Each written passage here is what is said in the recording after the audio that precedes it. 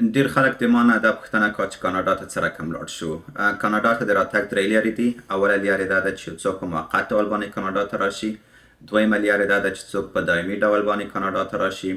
دریمه لاره دا ده که څوک تابعیت ولري، البته کاناډایي تابعیت ولري، پخوا په نورو ملکو کې اوسېدلی وي، هغه هم کولی شي چې په خاص طریقو باندې کاناډا ته راشي. د اولې کټګورۍ په باره کې دا باید ووایم چې هغه خلک کاناډا ته موقت ډول باندې راتللی شي څوک چې دا ثبوت کړلی شي چې دوی بیرته خپلو ملکو ته ګرځي د ویزټ په پایله کې یا د موقت اقامت په پایله کې دوی بیرته خپلو ملکو ته ګرځي. دا ثبوت کول اساسي شرط دی. په دوی کې درې کټګورۍ دي.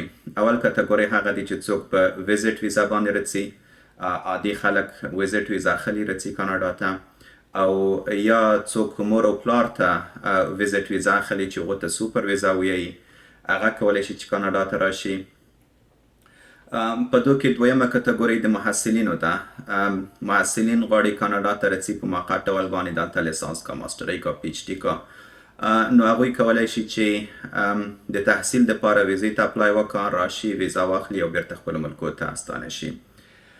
دریم ډول کټګوري کې ورکرز شامل دي، هغه خلک چې دلته کمپنیو کې قراردادونه لري یا د نورو ملکونو ترانسفر کیږي یا دلته کار پیدا کوي. هغوی کولی شي چې موقت ډول باندې کاناډا ته راشي، خپل کارونه وکړي او بیرته خپلو ملکو ته ستانه شي. دویمه کټګوري د دایمي اقامت ده. دایمي اقامت دپاره البته هغه خلک رځي څوک چې کاناډا دولت دوی ته اجازه ورکړه چې دایمي کاناډا ته مهاجر شي او دلته په قانوني ډول باندې واوسي. د دایمي اقامت په آخر کې دوی تابعیت ترلاسه کوي او کولی شي چې د کاناډایي په حیث باندې خپل باقي مانده ژوند په کاناډا کې تیر کړي. دایمي اقامت هم درې کټګوري لري. په دوی کې فیملی کلاس دی، یعنی که د چا مور او پلار په کاناډا کې وي یا اولادونه په کاناډا کې وي، نو دوی کولی شي چې خپل بلډ ریلیټیوز څوک چې په وینه کې د دوی سره ارتباط ولري هغه سپانسر کړي. دویمه کټګورۍ د اکنامي کلاسز ده. هغه څوک چې عمر یې ځوان وي، هغه څوک چې تحصیلات ولري، هغه څوک چې تجربه ولري، هغه څوک چې انګلیسي ژبه یې ډېره ښه زده وي، هغه کولی شي چې کاناډا ته د اکنامي کلاسز د لاندې مهاجر شي. البته په دوی کې زښته ډېرې کټګورۍ دي. زه یو څو کټګورۍ نومونه تاسو ته ښلم. اوله کټګوري د کنیډین ایکسپیرینس کلاس ده. هغه څوک چې په کاناډا کې تجربه ولري هغوی کولی شي دوه کټګورۍ لاندې اپلای وکړه. دویمه کټګورۍ د فیډرل سکیلډ ورکر کلاس ده. دریمه کټګورۍ د فیډرل سکیلډ ټریډ کلاس ده. څلورمه کټګورۍ د پروونشل نامیني پروګرامونه دي. البته دا څلور وړه کټګورۍ چې ما یاد کړي دا په ایکسپریس انټري کې راځي او دا دولت دوی په ایکسپریس انټري کې شامل کړي دي چې دو سرعت نسبت نورو برنامو ته ډیر تیز دی. دې نه علاوه بزنس انویسټر کلاسونه دي د ماشومانو او د مشرانو خلکو د خیال ساتنې او حفاظت کلاسونه دي چې په هغو کې هم ډېر خلک د نورو ملکو څخه راځي چې مشهور مثال د فلیپین څخه دی. دریمه کټګورۍ هغه خلک دي چې د بشري یا انساني خواخوږۍ د وجې نه کاناډا دوی ته اجازه ورکوي چې یا د برون څخه راشي او یا د کاناډا دننه د دې کټګورۍ لاندې اپلای وکړي.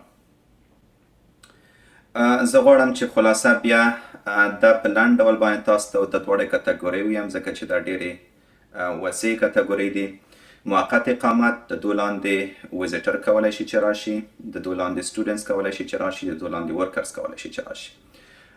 د دایمي اقامت لاندې فیملی کلاس د بلډ ریلیټیوز کولی شي چې راشي. اکنامک کلاسز څوک چې اقتصادي مهاجرت لاندې په خاصو شرایطو باندې کولی شي دایمي اقامت ترلاسه کړي کاناډا کې، او البته دا باید د کاناډا دننه څخه البته وبخئ دا باید د کاناډا د بیرون څخه دو برنامو ته اپلای وکړه. ډېر کم خلک کولی شي چې د کاناډا دننه کنیډین ایکسپیرینس کلاس لاندې د کاناډا دایمي اقامت ترلاسه کړه.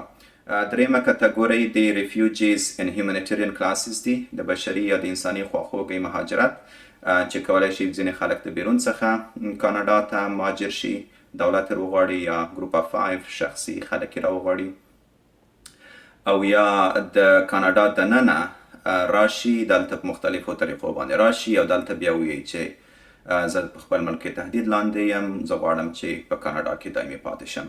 نو دا درې د دایمي اقامت ډېرې مشهورې لارې دي چې ما تاسو ته یې په خلاصه ډول باندې تفصیلات وړاندې کړل. دریمه کټګورۍ د تابعیت ده چې څوک کولی شي چې البته د بیرون څخه کاناډا ته د تابعیت د ترلاسه کولو دپاره راشي یا تابعیت مخکې ترلاسه کړی وي او په بهر کې پیدا وي د کاناډایي مور او پلار څخه یا اډاپټ شي، نو هغوی کولی شي چې کاناډا ته په دغه طریقه باندې هم لاړ شي. البته د موقت اقامت، د دایمي اقامت، د تابعیت د دې کټګورۍ لاندې په 10,000 نور پروګرامونه دي چې تفصیلات یې زه کولی شم تاسو ته په آینده برنامو کې وړاندې کړم. نو د دې دپاره چې تاسو تفصیلات ترلاسه کوئ کولی شئ چې زما چینل سبسکرایب کړئ او خپل کمنټونه لاندې ولیکئ. زه به انشاءالله په مناسب وخت کې تاسو ته ځواب وایم. مننه.